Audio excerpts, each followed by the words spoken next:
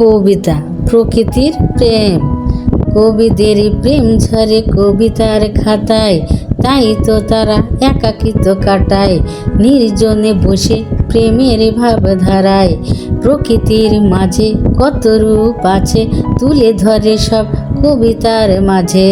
বিধাতার সৃষ্টি অপূর্ব দৃষ্টি, শিহরিত মনে যেন ঝড়ো ঝড়ো বৃষ্টি।